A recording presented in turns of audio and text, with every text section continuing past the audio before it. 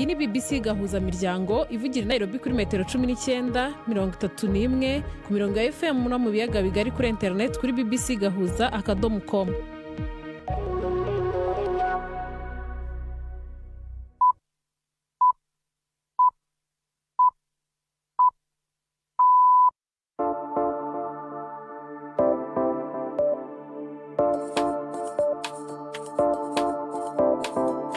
Ubu ni saa moya n'igice z'ijoro i Nairobi, ni saa 12 n'igice z'umugoroba mu Burundi no mu Rwanda, muri kumwe na Zereberwa. Mwiriwe neza abakunzi ba BBC Gahuzamiryango, ikaze mu makuru yo kuri uyu mugoroba tariki 21 z'ukwezi kwa mbere 2026. Izi ni ingingo z'ingenzi amakuru yacu agiye kwibandaho.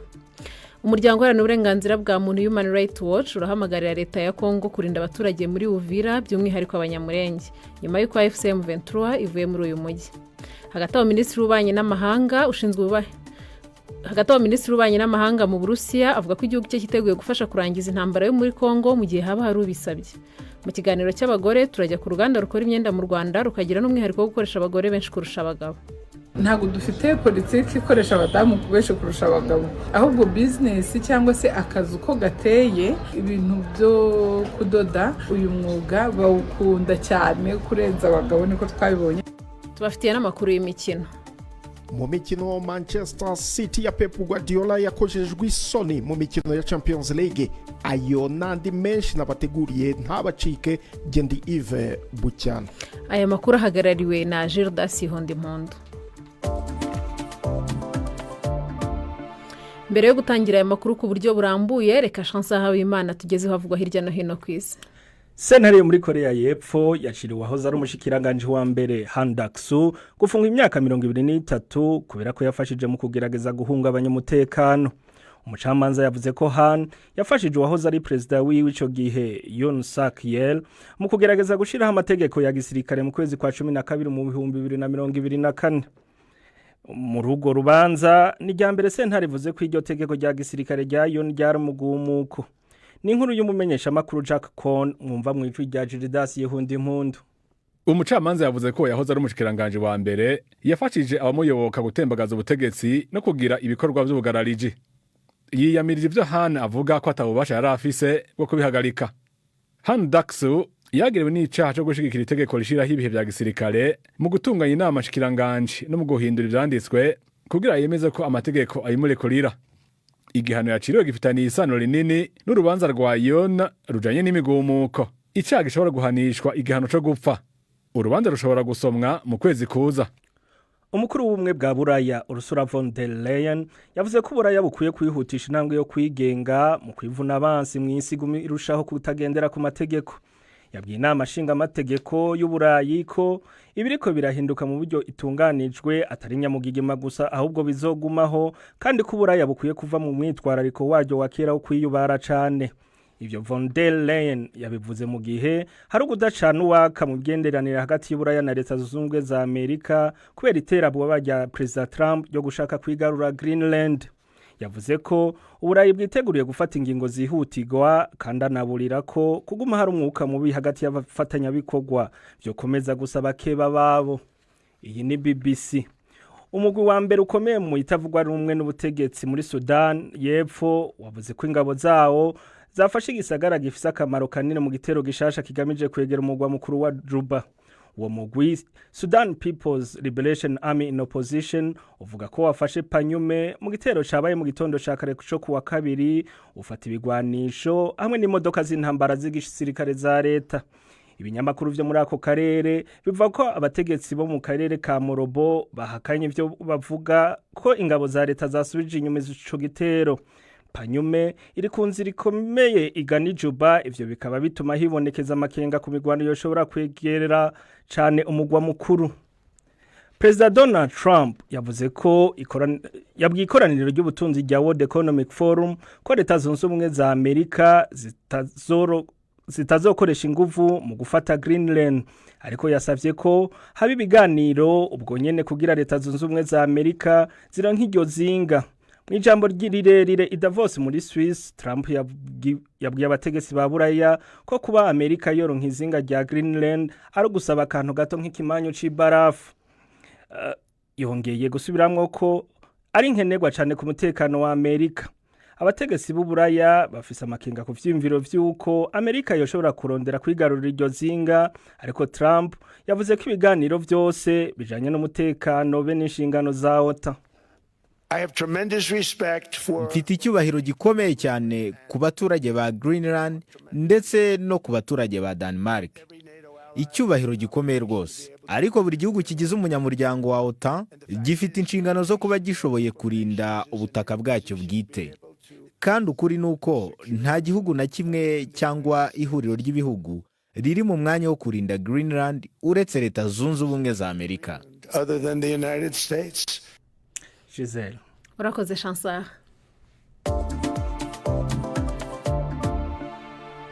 Minisitiri w'ububanyi n'amahanga mu Burusiya avuga ko igihugu cye cyiteguye gufasha guhuza impande zihanganye muri Repubulika ya Demokarasi ya Congo mu rwego rwo kugarura amahoro mu buseruko bw'iki gihugu. Minisitiri Lavrov avuga ko nta kimenyetso gihari ko iyo ntambara izarangira vuba nubwo hari amasezerano amaze gusinywa. Yabivugiye mu kiganiro n'abanyamakuru cyabaye ejo ku wa kabiri. Iyi nkuru reka tuyibaze Prime Ndikumagenge. Muri ico kiganiro yatanze ejo ku wa kabiri avuga ibijanye n'imigenderanire n'amakungu mu mwaka uheze wa 2025, umushikiranganje w'Uburusiya ajejwe imigenderanire Sergei Lavrov yavuze yuko naho habaye amasezerano y'amahoro y'u Washington mu kwezi kwa 12 gushika ubu atacerekana yuko ayo mahoro ariko araboneka. Sergei Lavrov yavuze ko hamwe bwo bisabwa Uburusiya bwofasha mu buhuza bwo gutorera inyishu iyo ntambara. Mwijwi rifatanye n'iryo ariko arahindura ururimi rw'ikirusiya mu Congereza, Lavrov avuga yuko Uburusiya bufise imigenderanire myiza na Congo n'u Rwanda, ibihugu bibiri vyagirizanya kuba inabayazana muri iyo ntambara. Ndamaze kuvuga ko hamwe hogira ubidusaba atanumwe twokwankira. Dufise imigenderanire myiza na Congo n'u Rwanda. Tukaba twifuza rero ko intambara hagati y'ivyo bihugu yorangira nubwo gushika ubu inzira yo kubishika kitaboneka kiri hafi. Wavuze igikorwa ca Donald Trump. Yavuze ko iyi ntambara ari muri 8 yashoboye kurangiza, ariko wowe ubwiwe aherutse kuvuga ko yasubiye gukomera. Umushikiranganje w'Uburusiya ajejwe imigenderanire avuga yuko hari ibibazo vy'imizi vy'iyo ntambara bitegerezwa kubanza gutorerwa inyishu. Hari ibibazo bikomeye cyane kandi bifise imizi ya kure utabivanye mu nzira utoja ngaho ngo vyoroshe mu kuvuga ngo amasezerano abonetse ibintu byose bimeze neza. Hari umugwi witwaje ibigwanisho wa M23. Si umugwi wemewe ariko n'umugwi ukomeye. Hariho n'ibindi bibazo vyinshi. Rero nongere kuvuga ko hagize ubidusaba tuzovyiga turabico twofasha.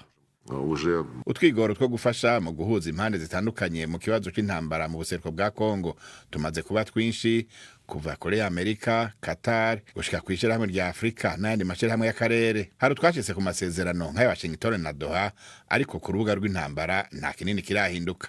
Prime Ndikumagenge, BBC Gahuzamiryango, Nairobi.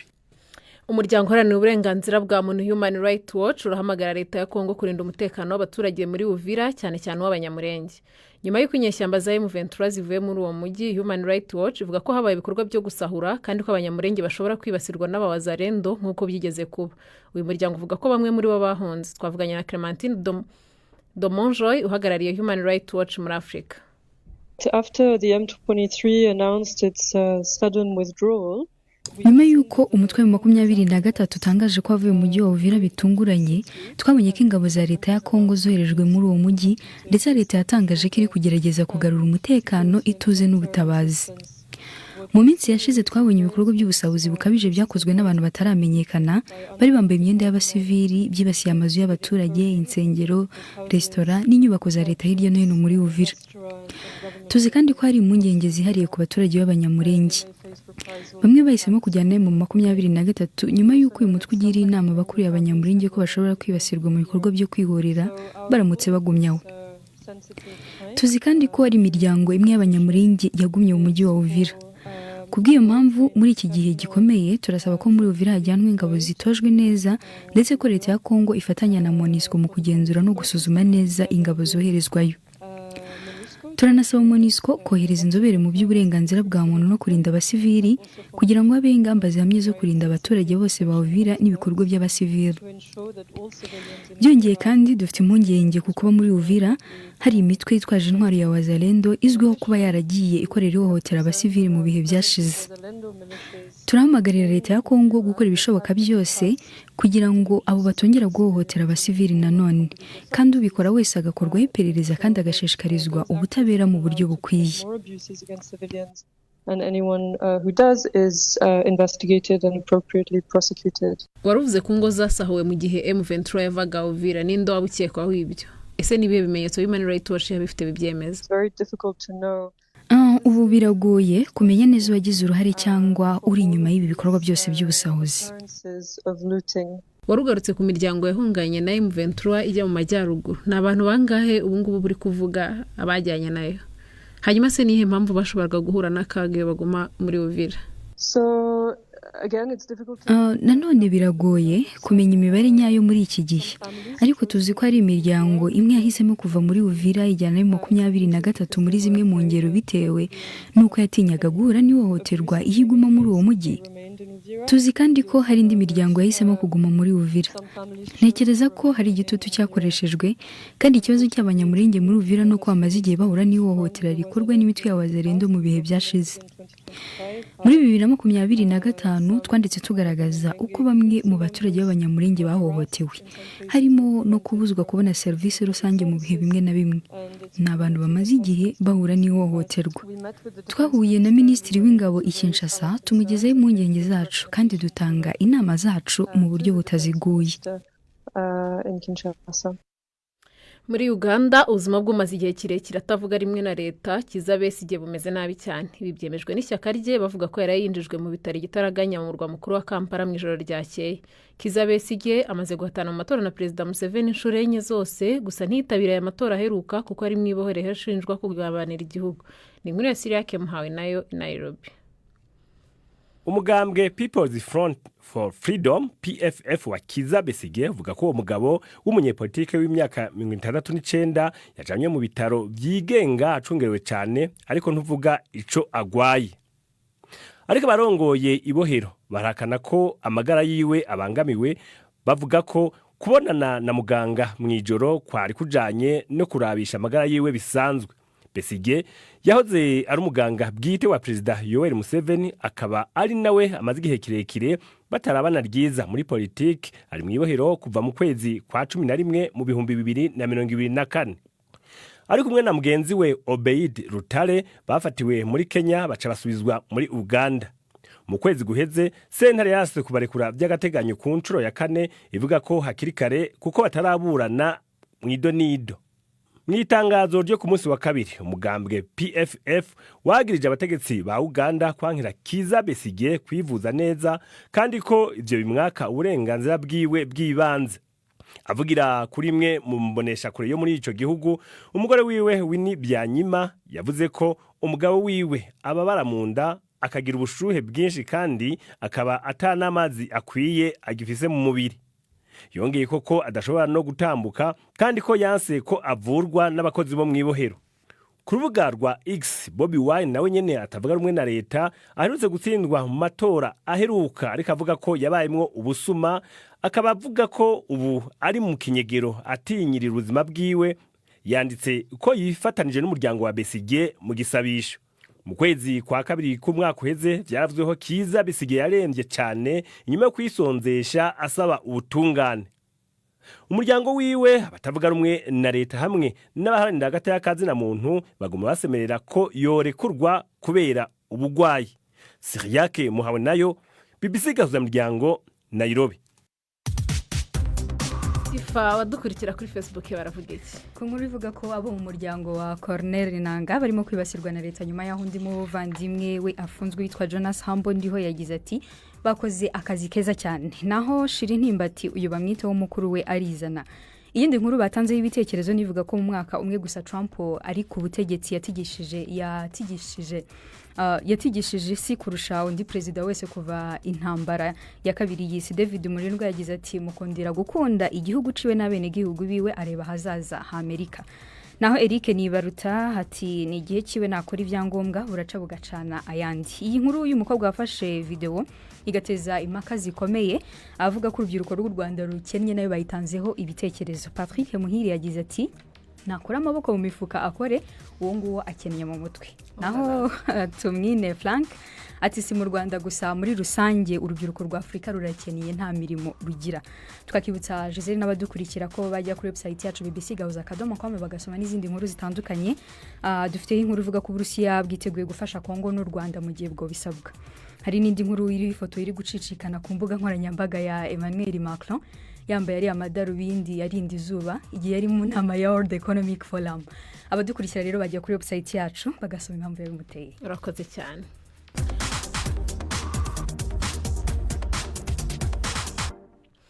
Kuba uri mu bihe bitakoroheye ukagira uwaguhobera byaba biturutse ku mutima wawe. Kuba uri mu bihe bitakoroheye ibyo bintu bishobora guturisha umutima wawe cyangwa ubibona nk'urugwiro kuguhobeye. Tariki 21 z'ukwezi kwa mbere isi yizihiza umunsi wahariwe guhoberana. Iyi nkuru reka tuyibaze Latifa Mutesi. Buri tariki 21 Mutarama ibihugu byinshi ku isi bizirikana umunsi mpuzamahanga wo guhoberana. Guhoberana ni kimwe mu bikorwa by'ingenzi bigaragara mu mibanire y'abantu. Abenshi babikora nk'insuhuzanyo cyane cyane bigakorwa ku bantu badeherukanye ndetse rimwe na rimwe bigafatwa nk'ikimenyetso cy'urukundo, ibyishimo cyangwa se nk'ikimenyetso cyo kwifatanya n'umuntu uri mu bihe bigoye.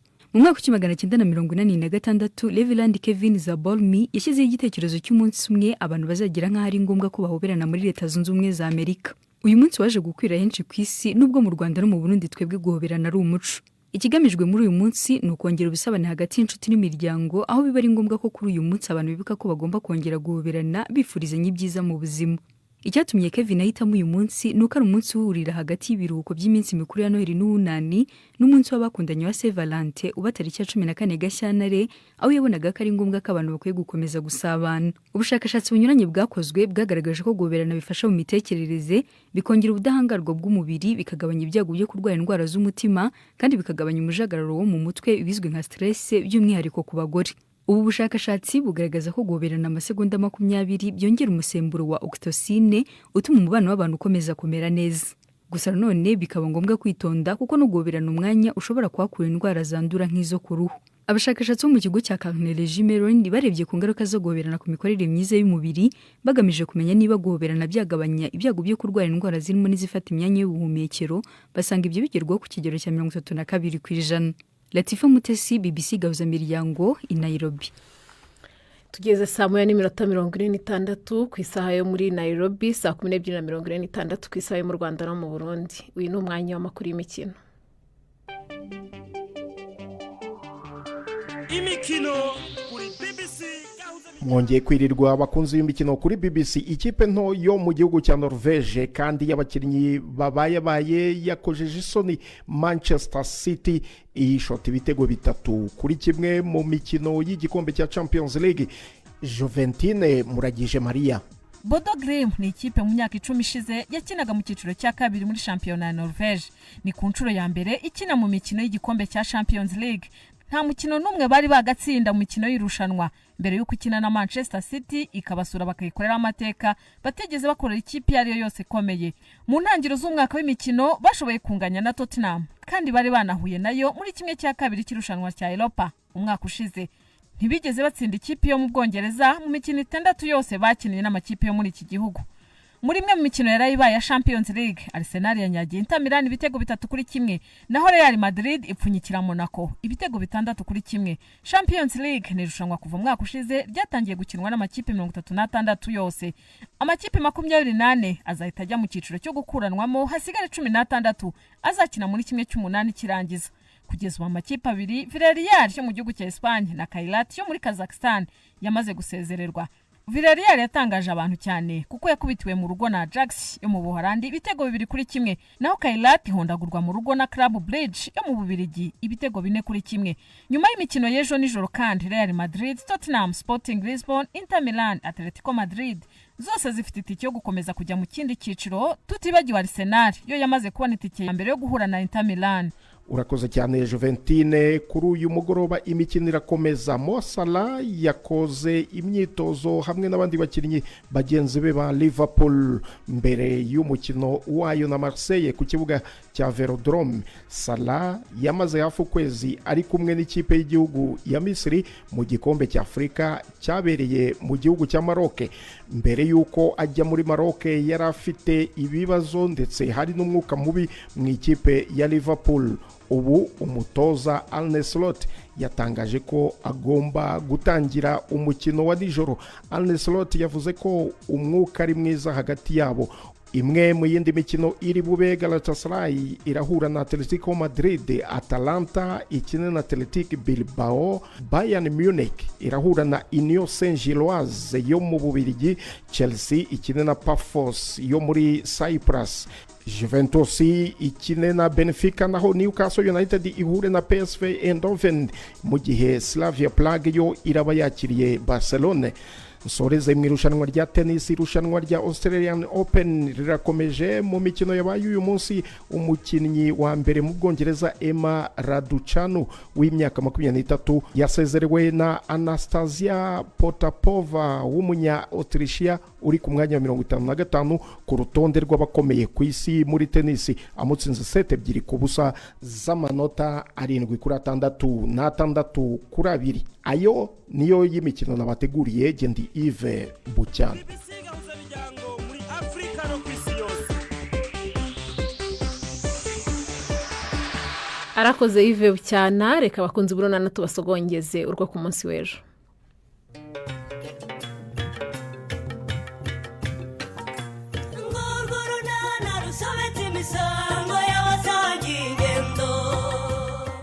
Mu kiganiro runana cyo kuri wa kane twabateguriye. Alo ariko kumamagara ntuvuge sorry. Ntabwo ari sorry na ninge Stefa. Wowe nde? Ngewe mukobwa Jana.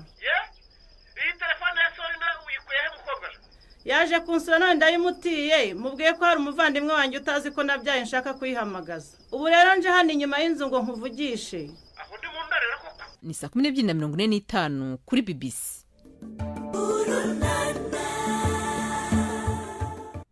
Tugeze mu mwanya w'ikiganiro cy'abagore, tugezwaho na Yvette Kabatesi.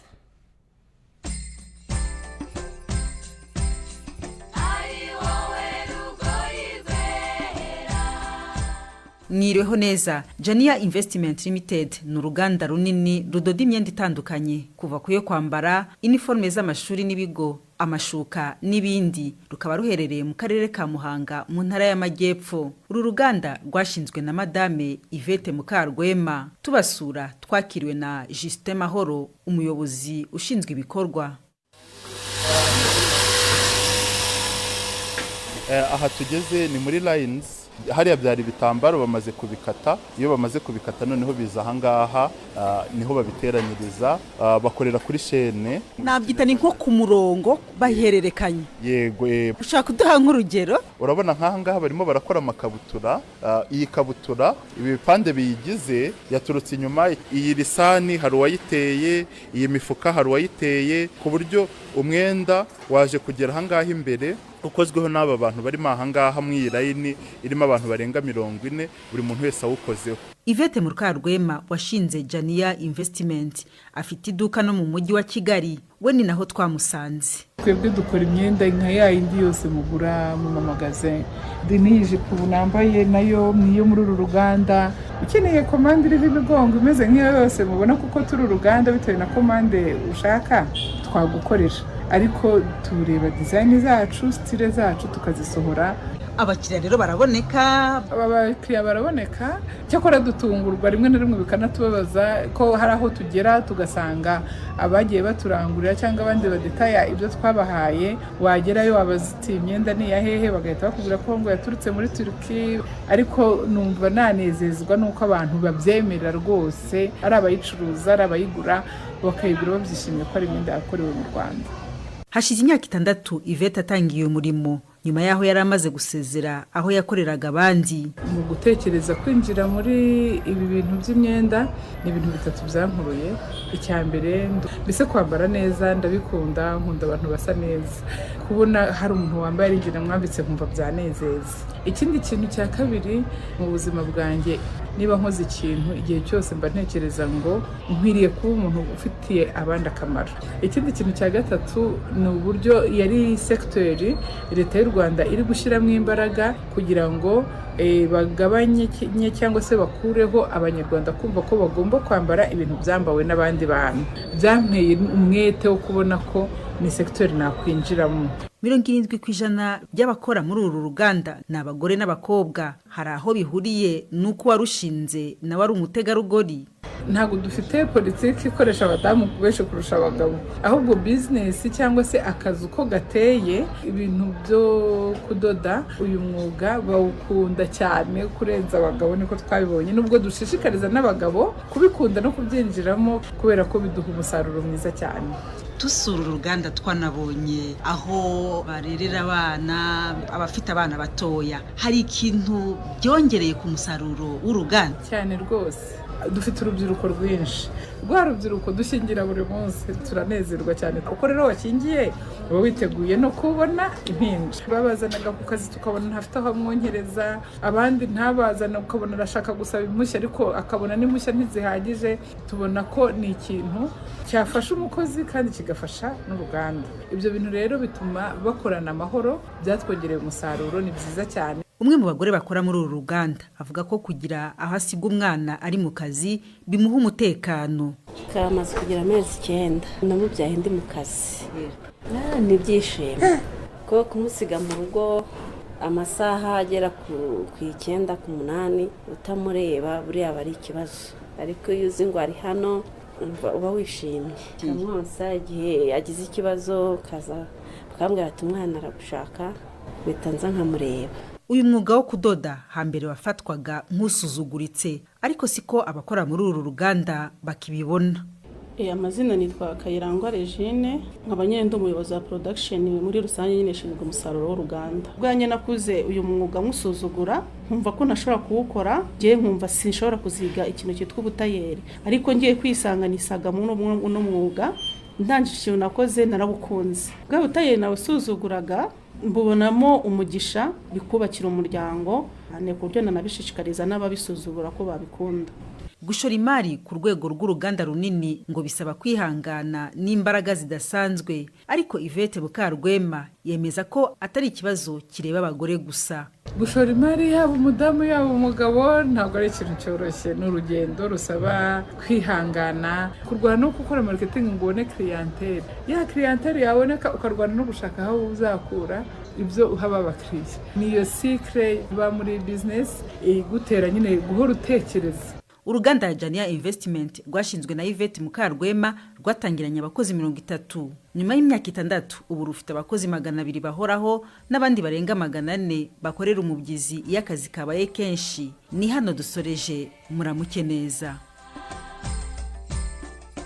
Arakoze Yvette kutugezaho ikiganiro cyiza cy'abagore. Tugeze ku isaha 12:57 mu Burundi no mu Rwanda. Tubibutse ko ingingo z'amakuru yacu uyu munsi twagarutseho. Umuryango uharanira uburenganzira bwa muntu Human Rights Watch urahamagarira leta ya Congo kurinda abaturage muri Uvira, by'umwihariko abanyamurenge, nyuma y'uko FCM23 ivuye muri uwo mujyi.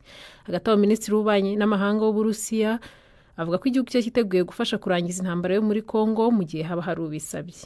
Tugeze ku musozo w'amakuru twari twabateguriye kuri uyu mugoroba. Mbashimiye ikipe ngari ya BBC Gahuza twafatanyije kuyategura. Nge na Gisele Berwa, amakuru yarahagarariwe na Gildas Yondimpundu.